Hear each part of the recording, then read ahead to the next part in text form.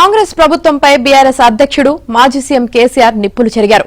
అన్ని వర్గాల ప్రజలను కాంగ్రెస్ పార్టీ మోసం చేసిందని ఆరోపించారు. ఏడాది పాలనలో రాష్ట్రంలో ప్రజలెవరూ సంతోషంగా లేరని, కాంగ్రెస్ గత పాలనలో మాదిరిగా మళ్లీ కరెంటు కోతలు, మంచినీటి సమస్యలు మొదలయ్యాయని విమర్శించారు. ప్రభుత్వ పాలనా వైఫల్యాలను ప్రశ్నిస్తే కేసులు పెడుతున్నారని మండిపడ్డారు. గ్రామాల్లో ప్రజలకు కాంగ్రెస్ వాళ్లు దొరికితే కొట్టేటట్టు ఉన్నారని వ్యాఖ్యానించారు.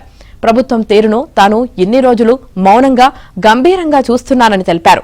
తాను కొడితే మామూలుగా ఉండదని, గట్టిగా కొట్టడం తనకున్న అలవాటని అన్నారు.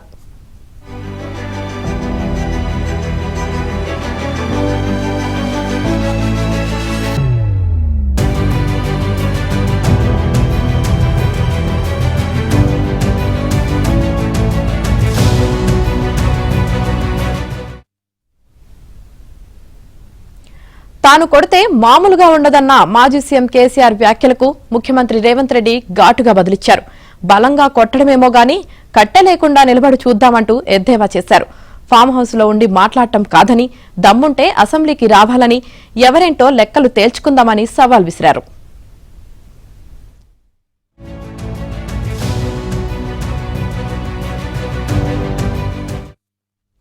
ధనిక రాష్ట్రాన్ని అప్పగిస్తే కేసీఆర్ కుటుంబ సభ్యులు పందికొక్కుల్లా దోచుకు తిన్నారని, 10 ఏళ్లలో 7 లక్షల కోట్ల అప్పులు చేశారని రేవంత్ రెడ్డి ఆరోపించారు.